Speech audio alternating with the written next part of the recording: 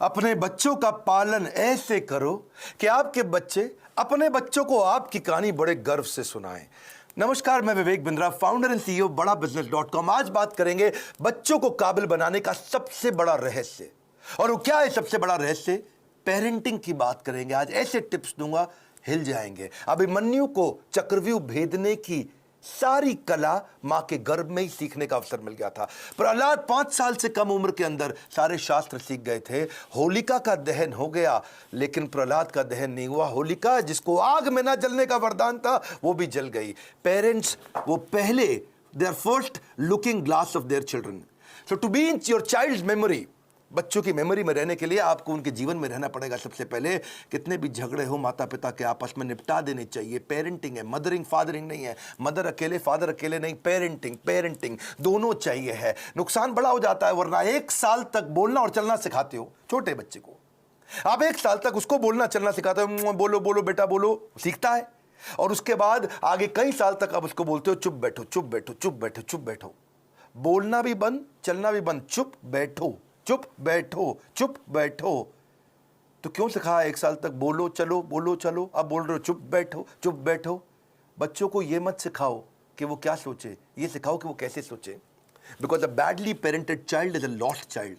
परवरिश की परख जो होगी ना आपकी, वो इस बात से होएगी कि बुढ़ापे में वो आपका कितना साथ देने वाले हैं। खराब परवरिश के कारण उसके सोशल स्किल वो खत्म हो जाते हैं, अनरिलायबल हो जाता है, अनस्टेबल, केयरलेस बच्चा होता है, आर्ग्यूमेंटेटिव होता है। आपका बच्चा रिजिड हो गया, जिद्दी है, रूड है, इनडिसिप्लिन्ड है, एंटी सोशल बिहेवियर हो रहा है, उसका अकेलापन महसूस करता है, कभी कभी पेसिमिस्टिक है, सेल्फ डिफीटिंग थॉट्स आते हैं, सीक्रेटिव है, बताता नहीं बातें अपनी, छुपाता है आपसे, सब कुछ छुपाता है, आपको दोस्त नहीं समझता, उसके अंदर फियर ऑफ फेलियर है। ये सब क्यों है? अगर आपकी पेरेंटिंग कमजोर है तो यही नुकसान होंगे। बच्चे बड़ों की बात सुनने में अच्छे नहीं होते, वो बड़ों को कॉपी करने में ज्यादा अच्छे होते हैं। भगवद गीता में कृष्ण ने कहा है, यद यद आचरति श्रेष्ठ तत्तद एव तरुजना। यद यद तत्तद, जैसा जैसा वैसा वैसा। मेरी बात समझिएगा, जैसा जैसा फादर कहेगा वैसा वैसा बच्चा नहीं करेगा, पर जैसा जैसा फादर करेगा वैसा वैसा बच्चा अपने आप करेगा। क्या मतलब हुआ? अगर आप बोलोगे तो नहीं मानेगा, आप करोगे तो अपने आप करेगा। इसका मतलब बच्चे कॉपी करना जानते, सुनना नहीं जानते। आप उन्हें इंस्ट्रक्शन मत दो, इंस्पिरेशन क्रिएट करो, वो अपने आप करेंगे। जैसा जैसा लीडर कहेगा वैसा वैसा फॉलोअर नहीं करेगा, लेकिन जैसा जैसा लीडर करेगा वैसा वैसा फॉलोअर अपने आप करेगा। और यही माता पिता और बच्चों के साथ भी होता है। एक बात समझिए कि greatest mark of parent is how they treat their child when no one is looking. जब कोई नहीं देख रहा हो, आप अपने बच्चों को कैसे डील करते हैं। 3 F याद रखिएगा। फर्म रहिए बच्चों के साथ, जो काम की बात है उस पर टिके रहिए, फेयर रहिए, जबरदस्ती सजा मत दीजिए, और फ्रेंडली भी रहिए, ताकि कभी सजा देनी भी पड़ जाए तो मित्रवत व्यवहार बना रहे आपका उसके साथ में। टेक्निकली ना 4 प्रकार के माता पिता होते हैं, मेरी बात को समझना। एक होते हैं अथॉरिटेरियन, जैसा बोला वैसा कर, जितना बोला उतना कर, ये अथॉरिटी है। एक होता है डेमोक्रेटिक, मिल बांट करके बात करते हैं, बच्चों की सुनते हैं।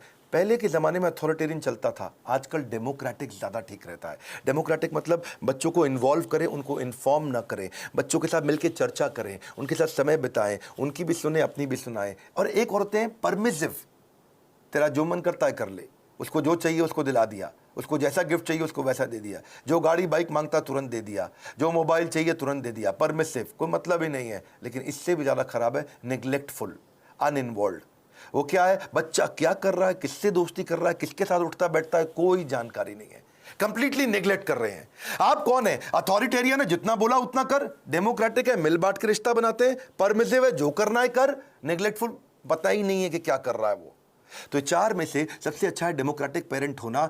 बिकॉज आप नहीं तो बच्चा बर्बाद हो जाता है, वो झूठ बोलना शुरू कर देता है। और अगर वो ज्यादा झूठ बोल रहा है, इसका मतलब आपने बहुत रिएक्ट किया था उसकी पुरानी गलतियों के ऊपर, और फिर वो सीक्रेटिव हो जाता है और अपनी बातें नहीं बताता। मैदान में हारा हुआ इंसान तो जीत सकता है, लेकिन मन से हारा हुआ इंसान कभी नहीं जीत सकता। तो मन से ना हारे बच्चा। अब सुनिए पेरेंटिंग के असली टिप्स। पहला टिप, इनकरेज करिए अपने बच्चे को, वो बचपन से इनोवेटिव थॉट प्रोसेस बिल्ड करें। उसको ऐसे प्रश्न पूछिए कि वो इनोवेशन बिल्ड कर सके। दूसरा, उसके साथ बैठ के किताबें पढ़िए और अच्छे वीडियोस देखिए। ये नहीं उसको बता दिया, उसके साथ बैठिए, खुद भी पढ़िए, चर्चा करिए उसके साथ में। तीसरा, कुछ क्वेश्चनिंग का आपस में फॉर्मेट बिल्ड करिए, म्यूचुअल क्वेश्चनिंग, कुछ वो आपसे पूछे, कुछ आप उससे पूछो, और खास तौर से आप उससे पूछो, वो आंसर करे, ज़्यादा बोलेगा, रिलेशनशिप बनेगा। प्ले विद योर चाइल्ड, उसके साथ खेलिए, फ्रेंडशिप इज द की। उसकी दोस्ती हो गई तो आपसे कभी मन नहीं चुराएगा। अगला मेरा पॉइंट है बजटिंग।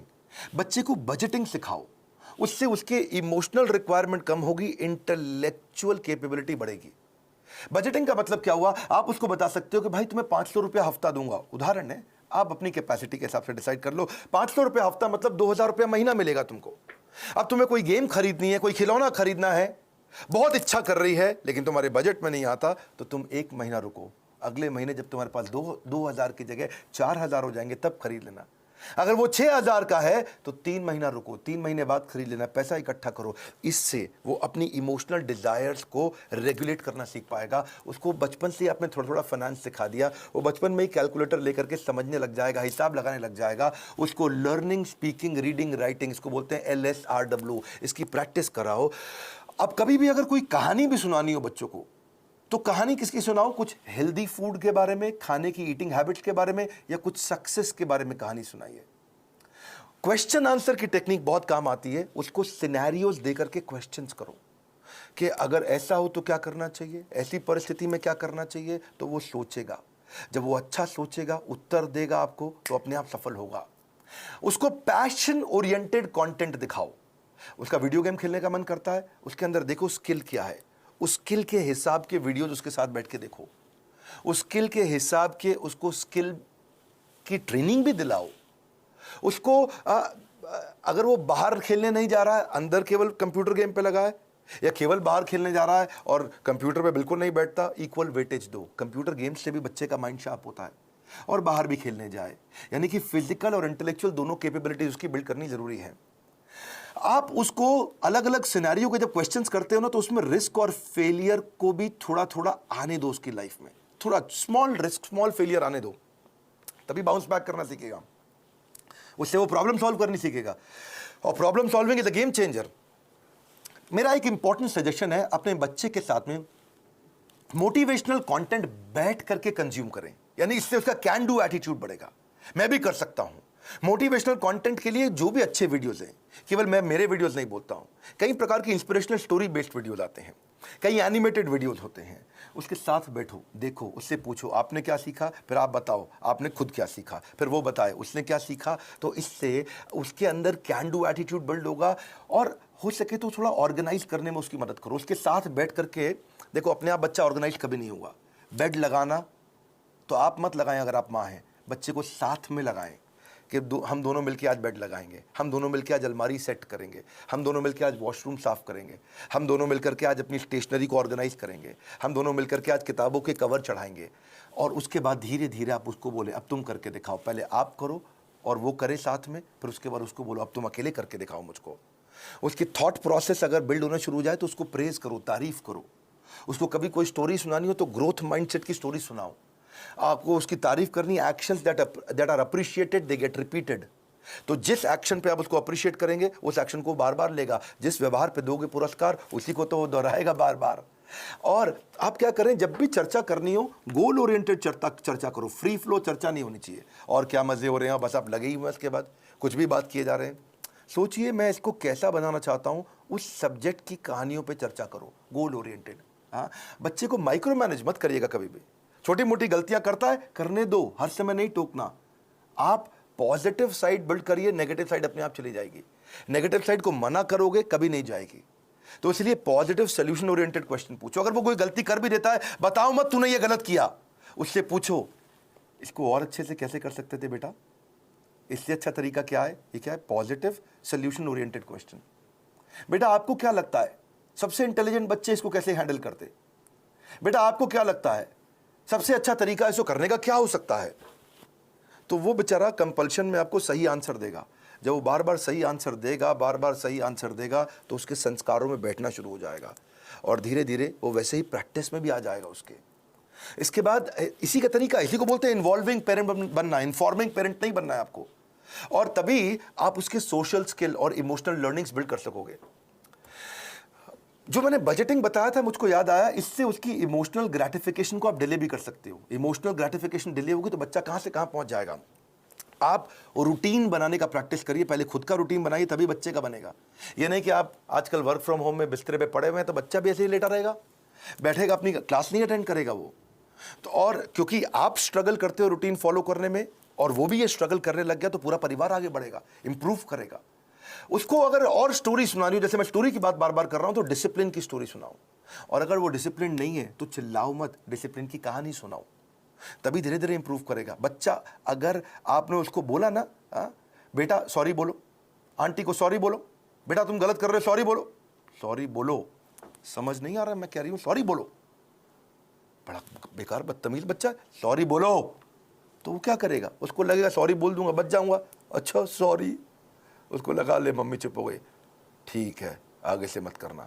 अब वो चला गया, उसको लगा देखो जल्दी बच के निकल गया मैं, सॉरी बोलो सॉरी बोलो सॉरी बोलो, कुछ नहीं होगा, सॉरी सोचो, सॉरी सोचो।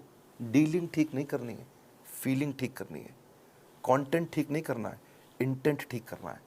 फ्रूट्स बाद में मिलेंगे, पहले रूट्स चाहिए आपको। तो डिसिप्लिन की स्टोरी सुनाइए उसको, ताकि वो थॉट प्रोसेस बिल्ड हो जाए। पब्लिक में उसकी बेइज्जती कभी मत करो, आपको पब्लिक में उसकी तारीफ करो, बेइज्जती कभी करनी है, या बेइज्जती मतलब थोड़ा करेक्शन भी देना है तो प्राइवेट में करो, अकेले में करो। क्योंकि कंपेयर, कंप्लेन, क्रिटिसाइज ये कैंसर है। रिकॉग्नाइज, रिफॉर्म, रेक्टिफाई, यही उसको ग्रोथ देगा।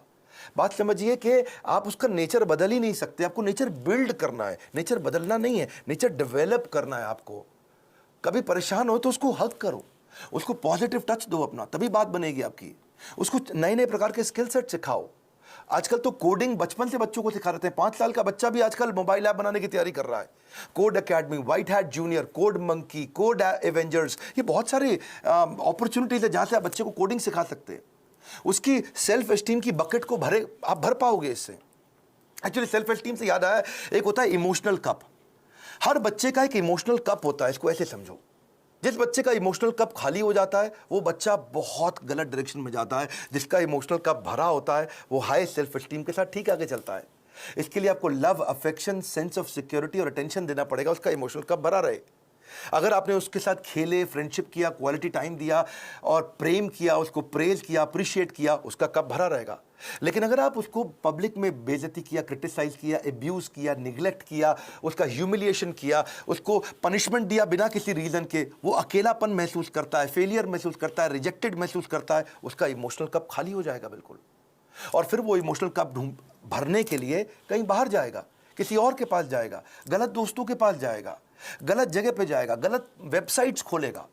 वो लोगों से अपने इमोशनल कप को भरने के लिए खींचेगा तरीके, मिसबिहेव करेगा टेंशन गेन करने के लिए, मैनिपुलेट करेगा, जेलसी हो जाएगी उसको दूसरों को देख के। आइसबर्ग देखा है आपने? आइसबर्ग को समझो आप, इससे समझ आएगी आपको बात।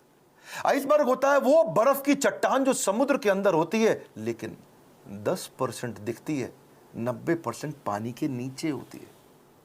आइसबर्ग में पानी के नीचे बहुत बर्फ है, वो दिखती नहीं है, दिखती 10% है, खाली ऊपर ऊपर। बच्चों की ज़िंदगी भी ऐसी आइसबर्ग के जैसी है।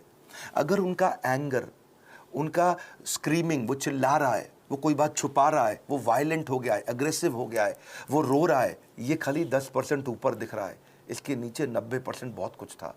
उसकी एंग्जाइटी, फ्रस्ट्रेशन, उसका डिस्ट्रेस, उसका ट्रस्ट ना कर पाना, उसका फेलियर, उसका ग्रीफ, उसका अनश्योर होना, उसका स्ट्रेस में होना, अटैक्ड महसूस करना, उसका हर्ट महसूस करना, उसका वरिड, अलोन, लोनलीनेस फील करना, ये सब समुद्र के नीचे था।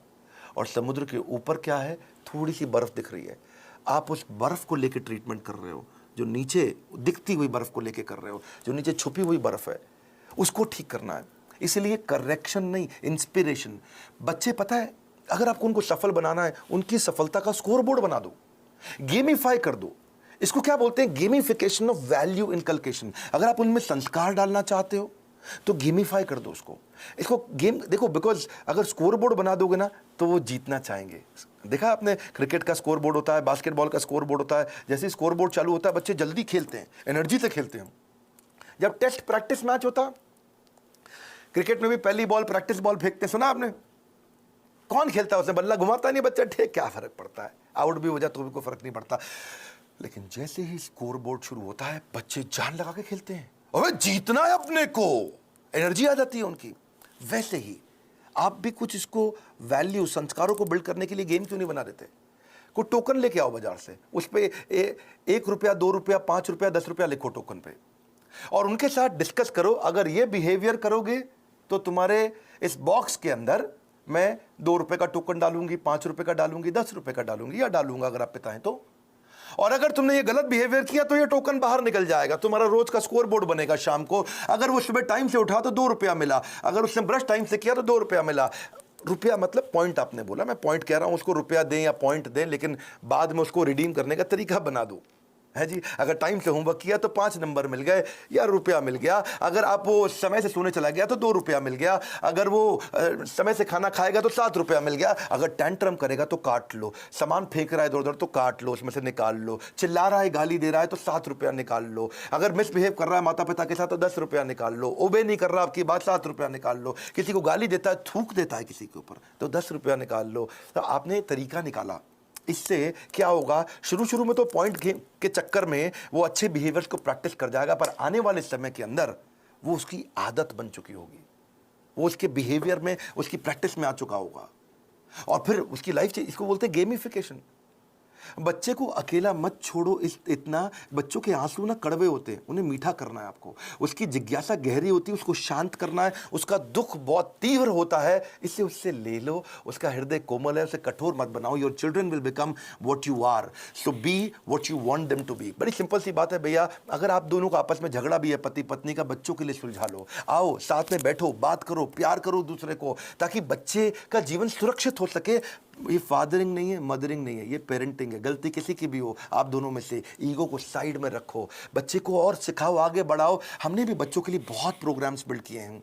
मैंने बच्चों का एक प्रोग्राम एंटरप्रेन्योरशिप का लेकर के आए, जिसको हम बोलते हैं एवरीथिंग अबाउट एंटरप्रेन्योरशिप, और वो स्टूडेंट्स के लिए अर्ली एज से बच्चे सीखते हैं कि वो कैसे छोटा छोटा बिजनेस शुरू कर सकें, कैसे पहले 100 कस्टमर को अट्रैक्ट करें, कैसे वो अपनी सेल्फ कोचिंग डायरी बनाए, कैसे वो कंपटीशन को समझें, कैसे वो प्रोडक्टिव हो सके, कैसे वो अपनी कम कॉस्ट के अंदर बिजनेस शुरू करें, बिजनेस को प्लान कैसे करें, फाइनेंशियल डिसिप्लिन क्या होता है, कॉस्ट को कैसे ऑप्टिमाइज करते हो, low cost marketing, low cost branding क्या है, $0 मार्केटिंग क्या है, 60 सेकंड में सेल्स की पिच कैसे दे दी जाए, सेविंग्स को वेल्थ कैसे बनाए, कंपनी को शुरू कैसे करते हैं, कंपनी फॉर्मेशन का तरीका क्या है, 2-4 लोगों को अगर हायर भी करेगा शुरू में तो एफिशिएंसी कैसे बिल्ड करेगा, हाई परफॉर्मेंस कल्चर कैसे लेके आएगा, स्कोरबोर्ड अपने कैसे बनाएगा, एम्प्लॉइज़ को एंटरप्रेन्योर कैसे बनाएगा, कंज्यूमर इनसाइट क्या होती है, कस्टमर को कैसे समझेगा, प्रोडक्ट बनाने का तरीका क्या है, कम खर्चे में बिजनेस शुरू करने के सारे आइडियाज, चाहे वो चैटबॉट बनाएं,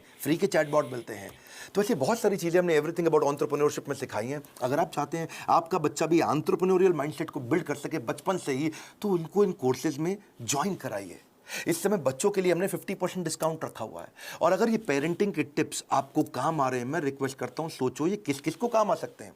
ईमानदारी के साथ थोड़ा 2 मिनट और लगा लीजिए। आपने इतना समय लगा लिया है तो आप सीरियस है कंटेंट को लेकर के, क्योंकि आपने इतना समय लगाया। अब सोचो कि किसको फायदा होगा, किसके बच्चे बिगड़ रहे हैं, किसके बच्चे खराब हो रहे हैं, कौन बच्चे से परेशान रहते हैं माता पिता, उनको ये वीडियो अलग अलग व्हाट्सएप ग्रुप में शेयर करो, अपना मैसेज भी लिखो, अपने नोट के साथ शेयर करो, लाइक करके उत्साह बढ़ाओ अगर ऐसे वीडियो पसंद आते हैं, और नीचे मुझे कॉमेंट बॉक्स में बताओ कि आपको कौन सा वाला वैल्यू, आपको कौन सा वाला आइडिया, आपको कौन सा वाला टिप सबसे ज्यादा पसंद आया। मैं कॉमेंट बॉक्स में पढ़ने के लिए आऊंगा। इस बार हमारे साथ जुड़े रहने के लिए, दुनिया का नंबर 1 एंटरप्रेन्योरशिप यूट्यूब चैनल बनाने के लिए, और मेरे पर्सनल वीलॉग वाले चैनल पे भी आने के लिए मैंने एक नया चैनल बनाया जहां अपने मोबाइल से वीडियो डालता हूं। आप सबका हृदय की गहराइयों से प्रेमपूर्वक बहुत बहुत धन्यवाद।